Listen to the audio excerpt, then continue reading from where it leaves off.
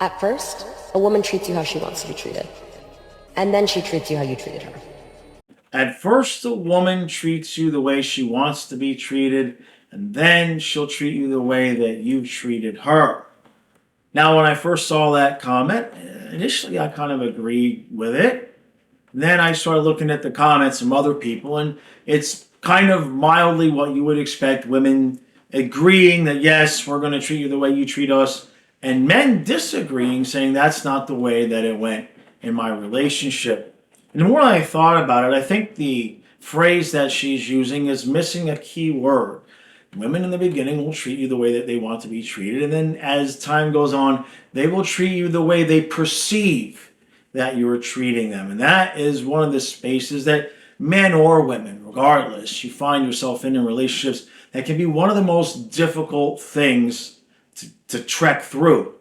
Now, on this channel, I've got another video. I'll leave a card up here about how men and women use language differently, and something that means one thing to a man is going to mean something completely different to a woman. And a lot of times we can have arguments where we're both just saying the same thing, just using different words.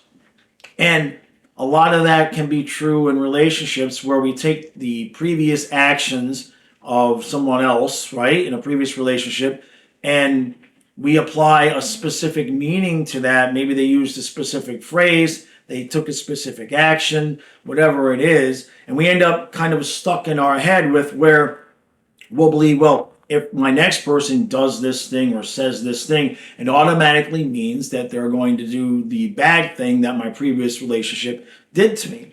And the problem here is that if you don't properly vet your breakups, if you don't probably take the time after you've broken up with someone and go through it and figure out what's yours and what's theirs, you're likely to just start stacking those things to the point where you sort of, and I'm talking men or women, we will get it in our heads that this is the way, this is the box, this is how it should be, and we may end up finding things that we believe to be true, and when we evaluate them in our own mind, we might say, well, why do I even feel that way? Why do we even think that way? Why am I applying logic from a previous relationship or circumstances from a previous relationship to what I'm going through now? So for women, especially because they're more feeling creatures, it will feel to them like, well, I'm going to start mirroring back. They will use that phrase. They're mirroring back the behavior and the treatment that you're giving to them.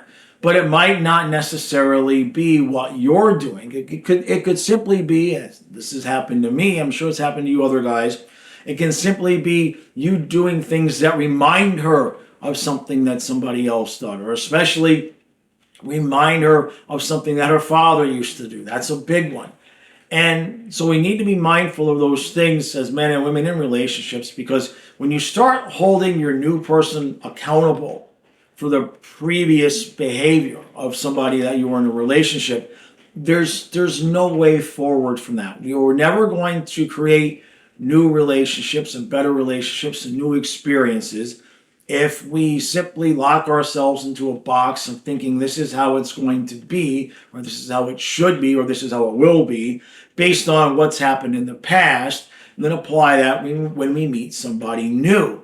Now, what's interesting is I do believe the differences between men and women is that in my experience, and personal experience and with clients, men will tend to take a little bit longer to mirror back any perceived negative behavior. In my experience, men will try a little bit longer, a little bit harder, a little bit more of a negotiation. We try to negotiate things a little bit more, where the woman, depending on the level of her perceived trauma or real trauma that she's had in the past, she may not wait all that long before she just starts mirroring back what she perceives to be misbehavior, or things that she would feel like show that you're not showing her care, respect, love. And I'm not saying that men are always going to be perfect. Obviously, relationships take work. But you have to make sure that you're both able to talk about the things that happened in previous relationships, not just from the perspective of you don't want to repeat that behavior, but everybody has those triggers, for lack of a better phrase, right? Everybody has those things that we kind of need our other person not to do or not to say. Now, the flip side to that is a lot of times if a woman is starting to feel like she's seeing some reminders of bad behavior in the past, that she may begin to ignore what you actually are doing. How many times, men, have you heard, you don't do this, and you never do this, and you never do this, and then your response is a list of, in the last month, how many times you have actually done all the things that she just said you're never doing.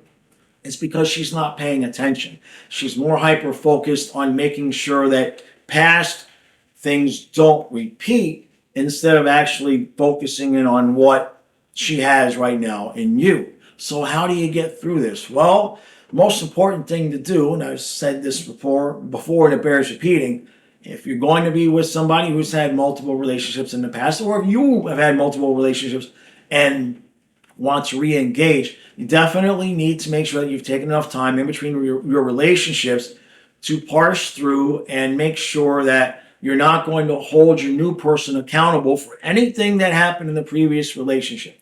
You can have your red flags to look out for and your boundaries. I'm not saying to ignore those.